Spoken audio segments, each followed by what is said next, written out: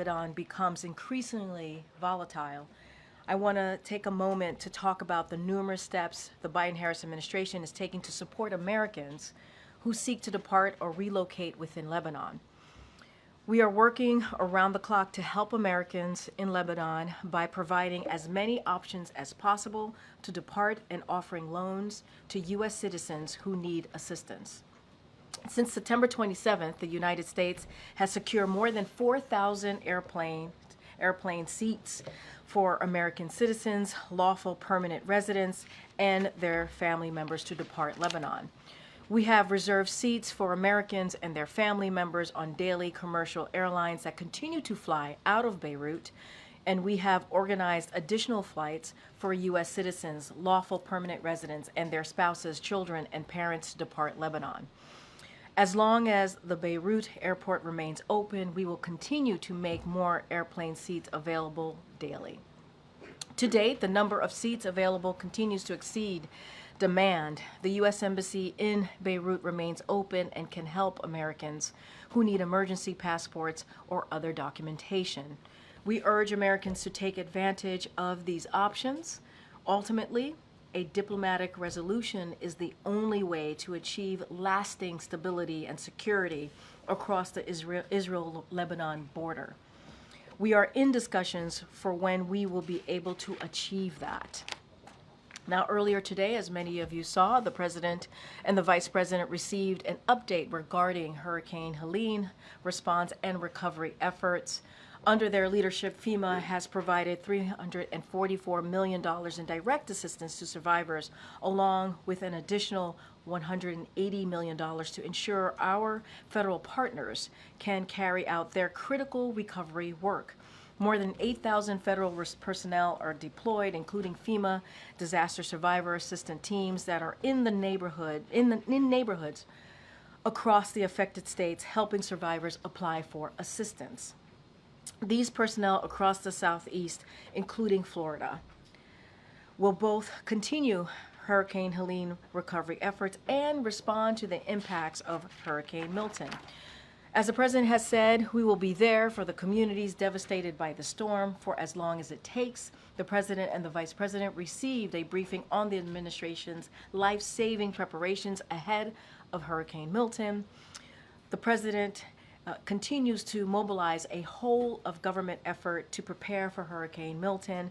Earlier this week, the President quickly approved the state of Florida's and the Seminole tribe of Florida's request for an emergency declaration pre-Milton landfall. He directed his team to keep working to increase the size and presence of our efforts as we prepare for Milton's landfall.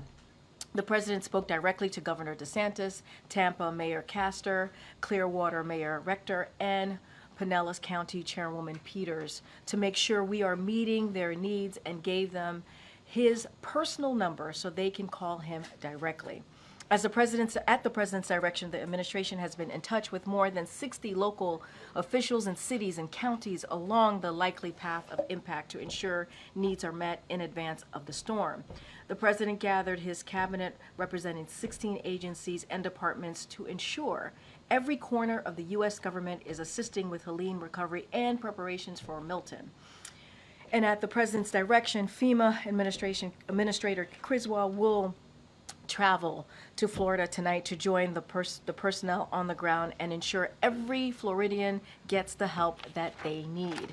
FEMA is pre-staging a full slate of response capabilities in Florida and the region, including 8 urban search and rescue teams, 3 U.S. Coast Guard swift water rescue teams, 15.6 million meals, 13.9 million liters of water already pre-positioned, an additional 20 million meals and 40 million liters of water ready to deploy as needed. More than 1,000 staff already in the region.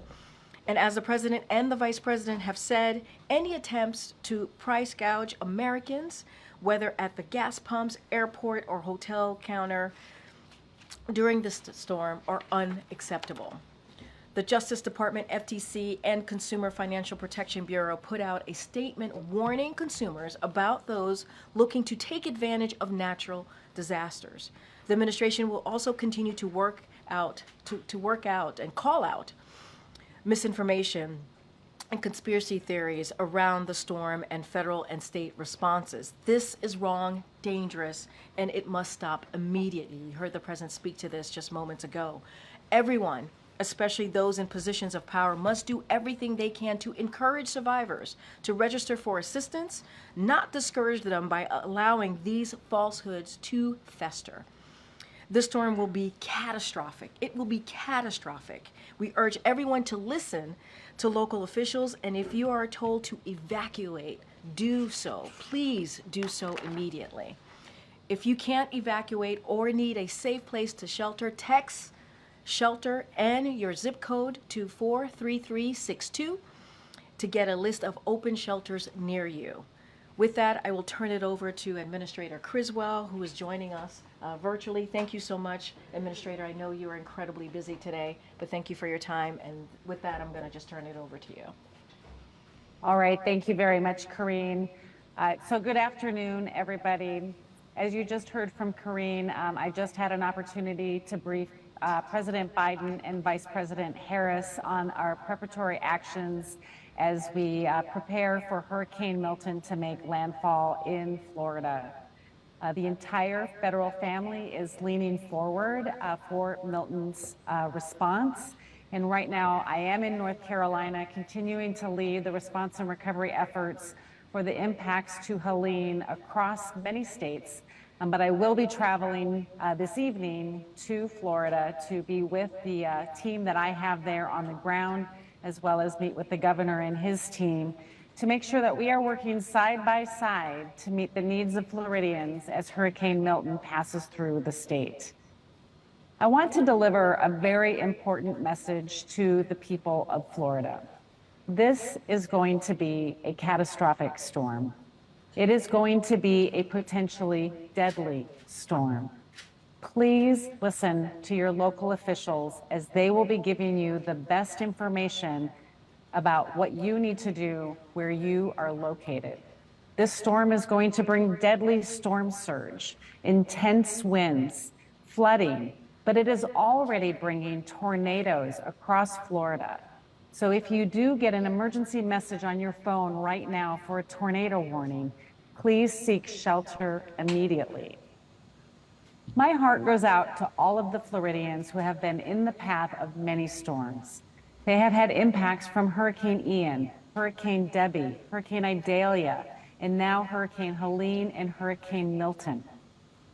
Floridians, they're no strangers to these storms, but this one, Hurricane Milton, it is expected to be catastrophic. And I promise you that FEMA is ready. FEMA and the entire federal family will be there to provide those immediate life-saving activities and begin to stabilize the incident after the storm passes. And again, I will be there on the ground to assess the impacts and prioritize the movement of federal resources to where the state needs them most. Today, tonight, and tomorrow, these are going to be tough as we watch the impacts move across Florida. And again, we're already seeing impacts from this storm with tornadoes and high winds happening in different parts of Florida. The most important thing is your safety. And I need everyone listening to do everything you can to protect yourself and your family as Milton passes. Some of you may still be able to safely evacuate. Others, it may be too late. Again, I need you to listen to your local officials. They will know exactly what you are still able to do. And if you receive, again, a tornado warning on your phone, through a NOAA radio, or from your local officials, there are tornadoes that are happening now. You need to seek shelter immediately. I have also been in contact with Governor DeSantis, Mayor Castor, Mayor Welch, and Mayor Dyer, as well as all the tribal nations in Florida that are in the path of this storm.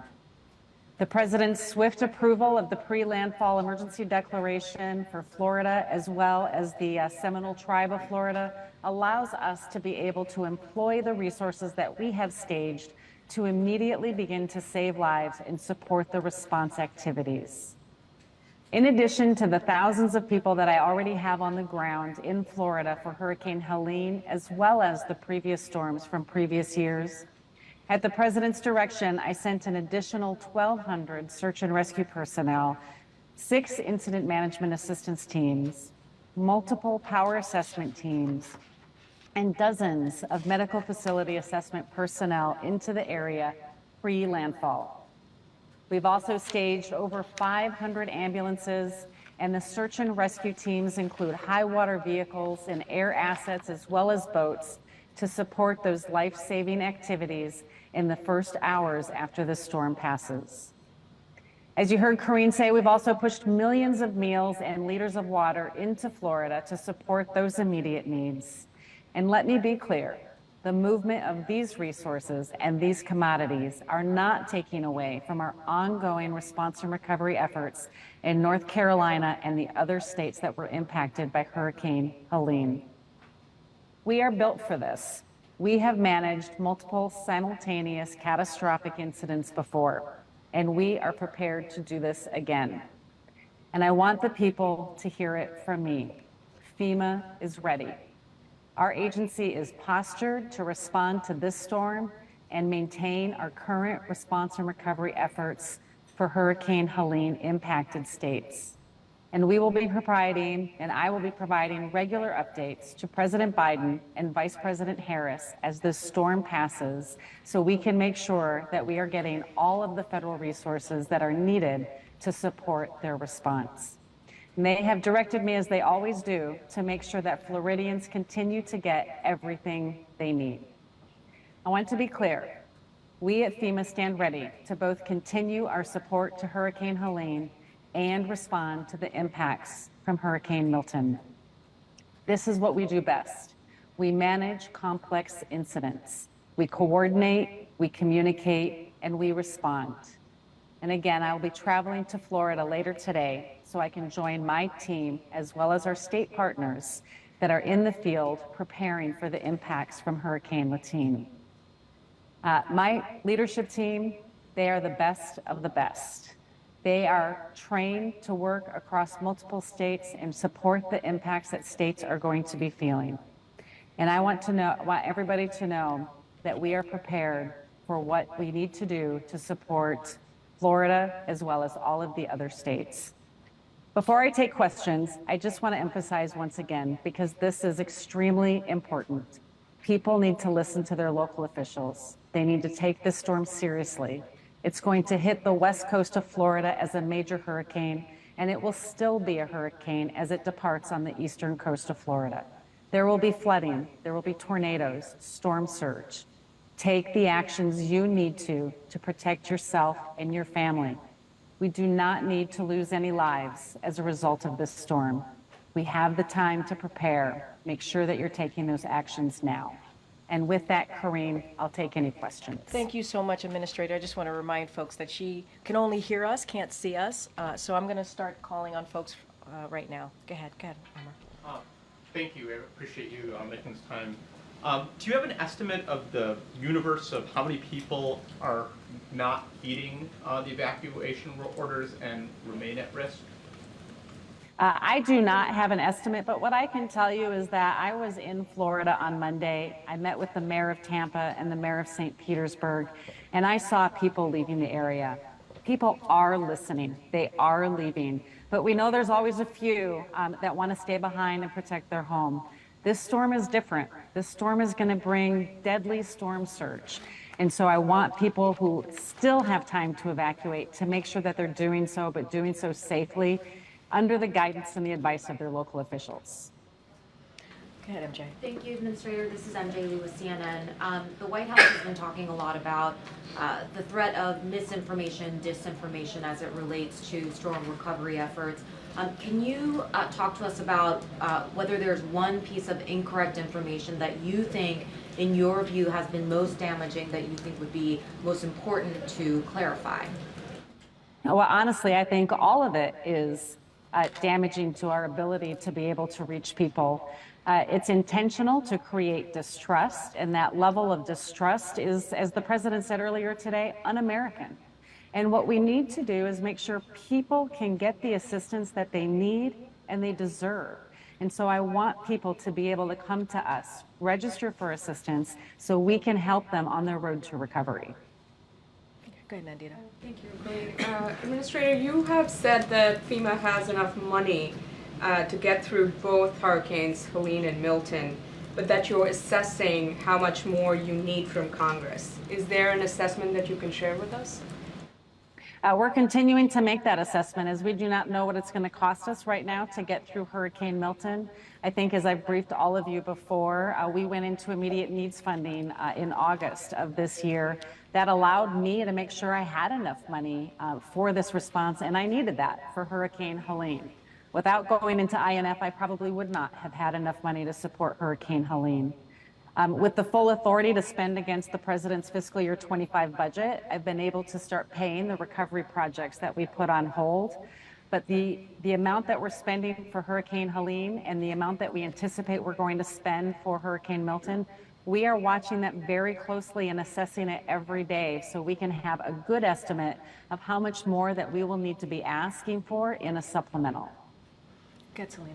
Thank you, Karine. Thank you, Administrator Criswell. Selena Wayne with ABC News. Could you give any specific examples about the real-world impact that this misinformation is having, both in terms of are you seeing people who aren't taking precautions because they don't trust the government or FEMA or NOAA, and then in terms of the threat to FEMA workers, have you seen examples of threats against them on the ground? Yeah, I think the biggest thing is that what I am hearing is people that are not coming to us and asking us for assistance. They're not registering for the help that they need, or they are afraid to approach some of our staff because they are unsure of what the government is doing. I think one of the biggest ones that I continue to hear is that we're going to take their land from them. Simply untrue. When you register for assistance, we give you an initial amount of money, $750, to help support those immediate needs.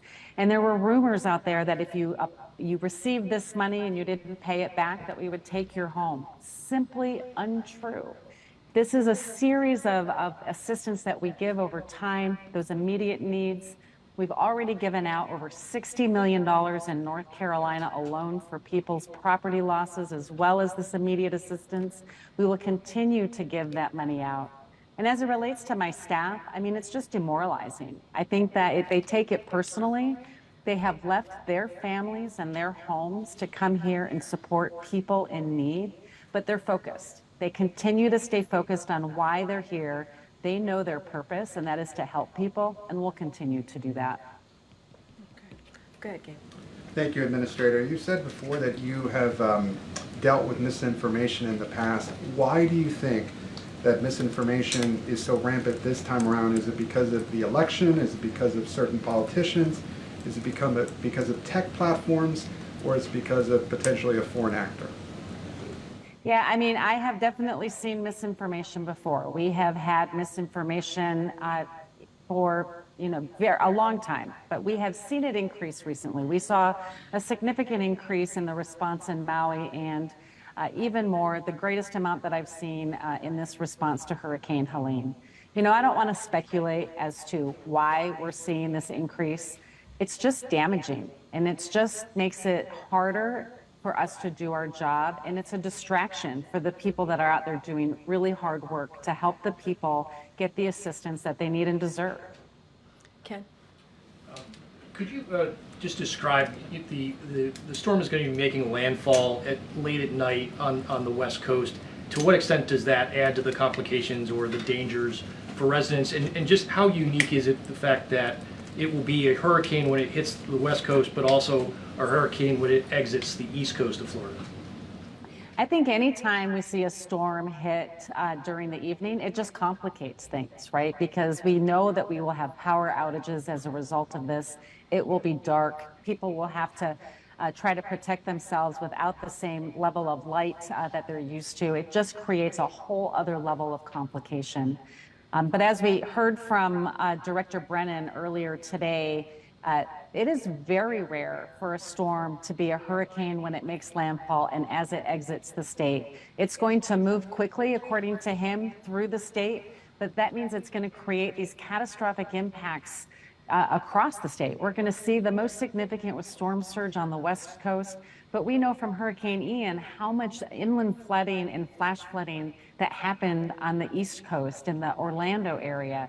And so we're concerned about that, and that's why I talked to the mayor of Orlando earlier today to make sure he knew that even though the west coast is getting a lot of focus on this, that the east coast is going to have significant threats as well. And that's why I've also got incident management teams right there in the Orlando area to help work side by side with the local officials so we can get those resources in as quickly as possible when this storm is making landfall and moving across the state. And I know, Administrator, you have to head out. Akela, you have the last question. Okay. Hi, Administrator. I'm just wondering if the administration is confident that the election will still be able to be conducted by November, that power outages, that roads will be safe to drive on so voters can cast their ballot. So, you know, the election piece is with the states, and we have resources that we can help them with to ensure we meet whatever needs that they have, and we'll continue to work with them if they have any specific requirements. Thank you so much, Administrator. Safe travels. I know Thanks, you've been in Karine. North Carolina for some time helping on the ground there. We really appreciate everything that you're doing, and safe travels to Florida tonight. Thanks, Thank Karine. you. Thanks, everybody. Okay, Amr? Great. On the Netanyahu call earlier today, was the president told by Prime Minister Netanyahu how he intends to respond to Iran after the October 1 attack? And then secondly, the Prime Minister's office and President Trump have confirmed they spoke last week. Was the White House informed of that call ahead of time, and do you know the contents of that call? And just generally, are you comfortable with that type of conversation happening? So look, a couple of things. You just asked me a slew of things there. I do want to say, I know there's the rabbi call that the president's going to be doing momentarily. We'll let you know when that happens. I think we're running a little bit behind, and I know that there's going to be an opportunity for all of you all to tune in. Let me just give you a couple of just top lines on the call. It lasted about 30 minutes. It was 30 minutes long. It was direct. It was productive, obviously the call that the president had with the Prime Minister of Israel. They discussed a range of issues, and we are going to have a readout shortly that you all will have to get a better sense of what was discussed on the call, so I'm not going to get ahead of that. I know the team is working through that at this time. So as you all know, the U.S. and the Israeli government have had discussion since last week. Certainly since after the Iran attack. And so those discussions continued with the president and the prime minister. Certainly not going to get into those discussions. There's going to be a readout. Don't have anything else beyond that to share, but I can say that they did have a discussion about that. And it is a continued discussion. It started off with obviously staff level discussion last week, and obviously the two leaders had an opportunity to talk directly. Like I said, it was productive, it was direct, it lasted about 30 minutes. And this is on top of more than a dozen calls that the president and the prime minister have had since October 7th of last year. As it relates to one of your questions there about the book. Look, as you know, there are... About the Trump conversation last week. Oh, Did I ask about the book as well? But we can come back to the book. We can come back. There's plenty of questions. I'd like to answer that as well. But particularly about Trump's conversation, I think that's more pertinent to today's. We'll call. say more about the Trump conversation. So Trump spoke with Netanyahu last week. I see what you're saying. Okay. Yeah, okay.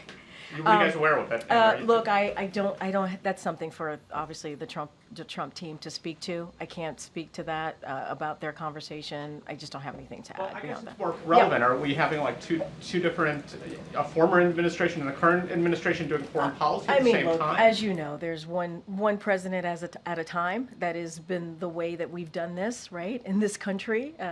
And so that is what exists. The president, the current president, President Biden, had a conversation with the prime minister. They've had, as I mentioned, more than a dozen conversations since the past year, since October 7th of 2023. And I think what you have seen from this administration is the continued support for Israel's security. You saw that over the past couple of days, obviously since past couple of weeks, when Iran attacked Israel, the president directed his military to protect Israel. He was very proud to be able to do that, and that support continues. They had as I said, a direct, a productive conversation, as they've had for many times. This is, when you think about the president and the prime minister, they've known each other for decades, and so that's what I can speak to. I'm not going to get into the former president and his conversation with world leaders. And if I can just ask one about the book. Yep. Russia said today that the COVID testing material that was given to Putin by Trump was nothing abnormal. Back then, there was a lot of trading going on of material.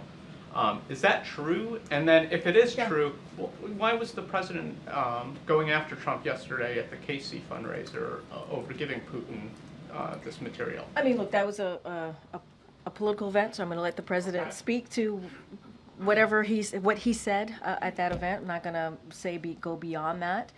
What I will say is, as it relates to what happened in the last administration, how then the president behaved and what he was able to do, whatever's being reported, I'm going to leave it to the 2020, that time in 2020, to that administration. Look, what I can say, and we can say very proudly and forcefully, I believe, is how this president responded to a once-in-a-century pandemic. He put forth a comprehensive strategy to move forward, to get shots in arms, money in pockets at a time where the economy was at a tailspin. And this is a president that took that very, very seriously, along with a critical partnership that he had with the vice president. And that's why we've seen the economy turn around. That's why we all sitting here today without masks on, because the president actually took this seriously and made sure that we were able to get out of the pandemic. That's what I'm going to speak to. The president said what he wanted to say yesterday, and I'll leave it as that. But I guess, is it just adding to misinformation then? Because that what the last president at that time was doing, what it sounds like he thought was the right thing. Everybody needed material at that time. I'm going to let the former president speak for himself, and how he behaved and the actions that he took. That is for him to speak to. What I can speak to is what the president has done over the last 3.5 years. And look, when we came into this administration, we did not have a comprehensive strategy to deal with COVID. That did not happen. I mean, you had a former president who was telling people to inject bleach. And you have this president and this vice president who took it very seriously and put forth a comprehensive strategy to deal with a once-in-a-century pandemic. And the economy is now, just looking at the data, the economy has turned around. We are leading with the economy worldly, globally. And, we are in a different place. And that is because of the leadership of this president. We all saw, some of you were in this room when the former president would come to the podium to talk about the pandemic and the lies that was spewing and what was happening. And this president took it seriously. That's what I can say. Go ahead, Gabe. Thanks, Karine. Regarding the Woodward book and Prime Minister Netanyahu, you said that, and you have referenced the dozen calls the president has had with the Prime Minister since the start of the war. As it was brought up last time, he hadn't had one before before August 21st. In the book, Woodward reports that the president used an expletive when referring to Netanyahu and calling him a bad guy and other disparaging remarks. What's the White House response to that? So I'll say first that, look, there's going to be many books that are written about this administration and many administration. It's a typical thing to occur. Nothing atypical about that. I'm not going to weigh in on particulars in each one of those books. What I can say to that question that you asked me, I cannot confirm. That is not something that I can confirm from here. But does it speak to the relationship of President Biden and And this is what I've said moments ago, Gabe, which is this president and the prime minister have known each other for decades. And their conversations, their relationship have always been honest and direct. And this 30-minute conversation that they had today was also direct and very productive. And, you have heard the president say he doesn't agree with everything, and they have disagreements. But because they have had this decades-long relationship, they're able to be honest with each other. I think what matters here is that this administration, this president's commitment to Israel's security is ironclad, and that will be certainly continue to be the case. And quickly on another topic, on the reporting in that book that the former President Trump spoke with Vladimir Putin at least 7 times since leaving office. Is that appropriate? So look, we're not aware of those calls. I certainly can't confirm any of those calls from here. But if it is indeed true, are we concerned? Do we have serious concerns? Yes. If it is true, again, I cannot confirm any of those calls. Let's not forget, it is concerning, especially when we know the former president was lobbying against more aid for Ukraine to defend themselves against Russia's aggression. So if true, it is concerning, but again, I want to be really clear, I cannot confirm any of these calls. But how is it possible that the intelligence community wouldn't know that I a former president spoke with Putin? I hear you, I just cannot confirm those calls The president happening. has not been briefed on I this? cannot confirm any of these calls were true. Okay. Thanks, Karine. Given that the president canceled his foreign trip, he would have left, I think, tomorrow morning for Germany and Angola. Can you give us just a sense of what the next few days will look like as he is monitoring Milton? Yeah. Will he be here the whole time probably? Is it possible he'll go to Delaware over the weekend? Are you guys talking about a possible trip to Florida at some point already? So as you saw this morning, the president's going to continue to get hurricane briefings, not just on Milton and how we're preparing and what's happening. Obviously, we're all certainly very much focused. He's going to be laser focused on that, as well as the vice president. And so he'll continue to be updated, continue to get those briefings. I don't have any travel to read out to you at this time, whether it is to the impacted areas or outside of that. What I can say is the president is going to continue to be laser focused on the storms and what's happening, the preparations, how we are still certainly responding to the immediate needs of folks who have been impacted by Hurricane Helene as well. That is also very much in front of us and what we're trying to do and get done there. But that's going to be his focus. You'll continue to hear more from the president. I can guarantee you that over the next couple of days. But what we want to share very, very clearly with Floridians out there, it is important to evacuate. It's important to take this storm very, very seriously. It will be catastrophic. You heard from the FEMA administrator. She is headed down to Florida to be there with her team to assist on the ground as we are pre-positioning and preparing for the storm. And just back to the phone call with Prime Minister Netanyahu. Did the president at any point in this phone call, he said that it was constructive, urge the prime minister to not take certain actions as they relate to either the situation in Lebanon or potential retaliatory strikes against Iran? So look, I'm going to say what I said moments ago. This was a continued discussion on the leaders level. As you know, the staff level has been talking since last week, and it is certainly to continue to speak to the response on Iran's attack and a long list of other conversations and issues that they wanted to discuss between the two leaders. I don't have anything else to speak to or to say. There's going to be a readout shortly that will have a little bit more detail of that conversation. I'm just not going to get into specifics from here. Would it be safe to say that the president now has a clear understanding of and a clear picture of what Israel's plans are for retaliating against What I can Iran? tell you is they had a discussion. They continued their discussion on a response to Iran's attack. A discussion last week, a discussion that certainly started at the staff level, and now the two leaders were able to have a productive, a straightforward, honest conversation, as they tend to do. I don't have anything beyond that. Thanks, Karine. So Vice President Harris was also on that call between President Biden and Netanyahu. Can you just explain the role she played in that call? Did she just listen in? Did she weigh in on the issues as well? I would refer you to her team to speak to that. Just going back to the contents of the call, I know there's a readout coming out soon, but can you just describe the tone of that call in terms of was the president continuing to push back on issues that were being presented to him from Netanyahu? It was direct and it was productive. That's what I'll share. And can we say at this point if Israel has made a decision on how they want to respond? They continue to have a discussion on Israel's response to the attack, to Iran's attack last week. I'm not going to go into specifics or details. There's going to be a readout shortly. Okay, Michael. Thanks, Karine.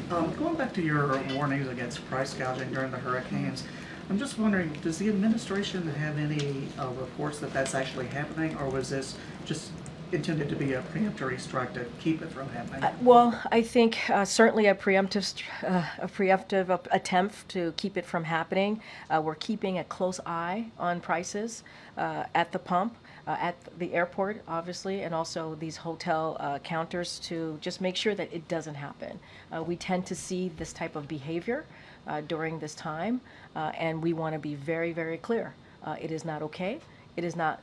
There's no time to do that. But certainly, when people are evacuating, when people are fearful about what's to come, especially with a historic hurricane like Hurricane Milton, we want to make sure that this is not happening.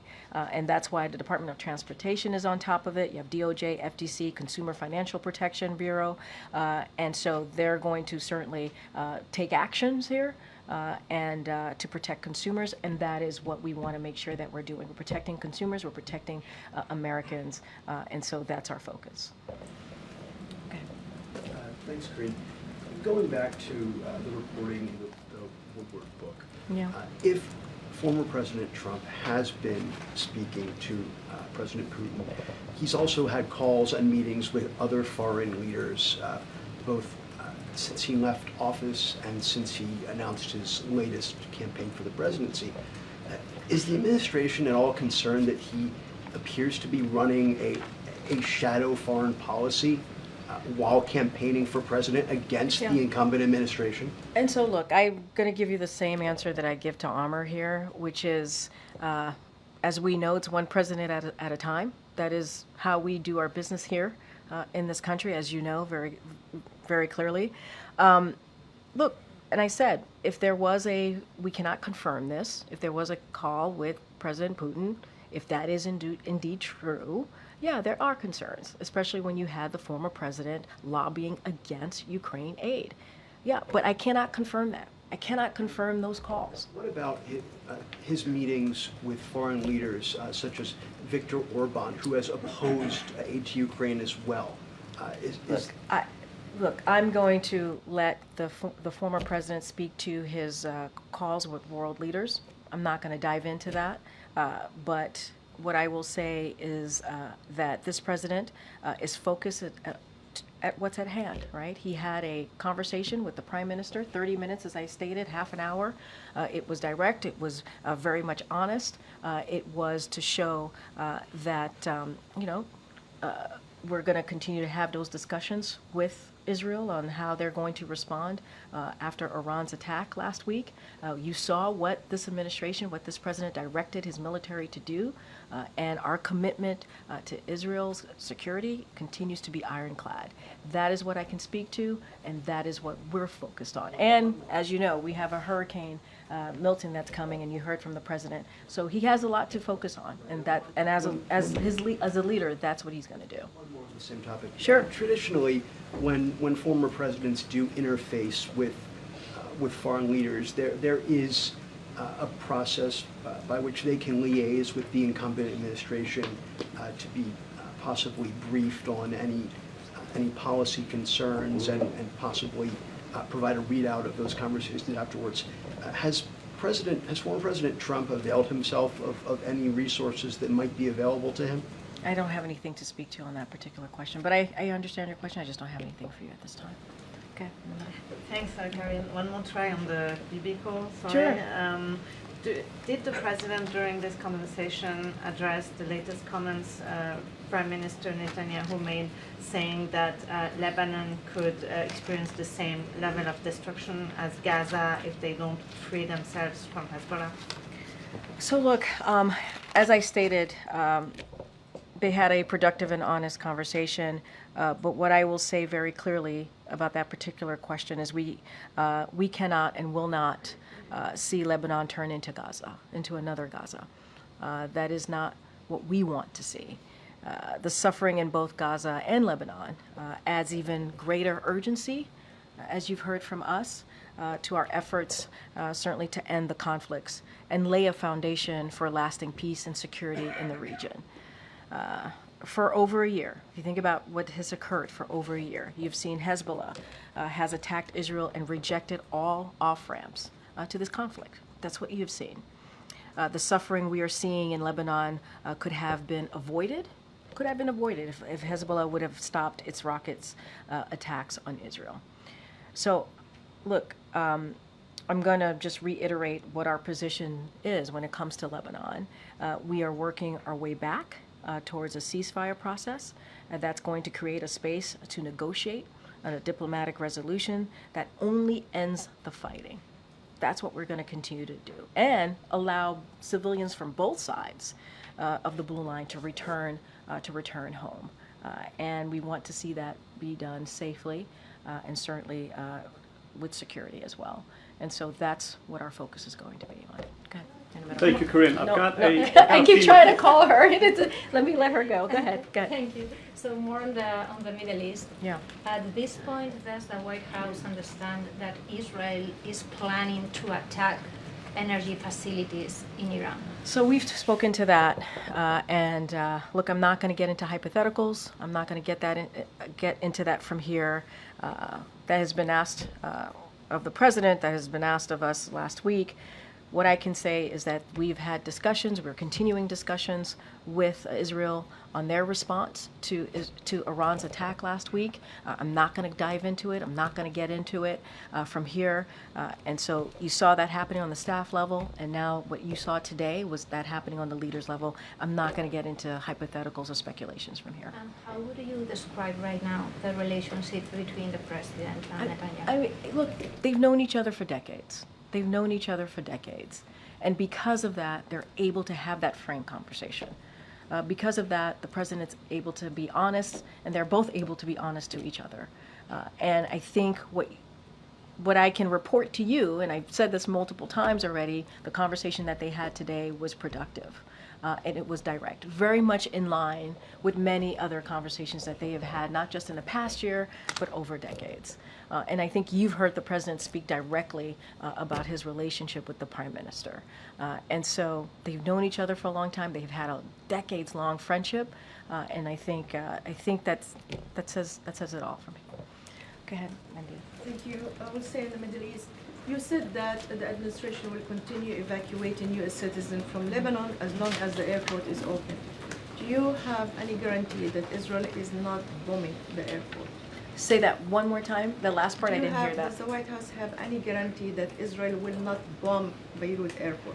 So look, we're going to have very direct conversations with the government of Israel about the shape and the nature, as we speak about Lebanon specifically, right? And the ultimate scope of their campaign. And those conversations are going to continue. And I'm not going to get into specific conversations that we're having, but it will continue to be very direct. And that's what you've seen over the past year, and that's what's going to continue. You also said that you're working towards a ceasefire and a diplomatic solution as the best outcome to the crisis. So how exactly will this materialize, considering that Israel has rejected a ceasefire, a diplomatic solution, and Hezbollah leaders are being killed one after the other? So who are you talking to when you talk about ceasefire? Look, we want to see, as the president has said, we want to reach a ceasefire deal. That's what we want to see. And again, to provide space for that diplomatic resolution, those diplomatic conversations, and we want to see civilians on both sides to return back home. And on both sides of the border, obviously.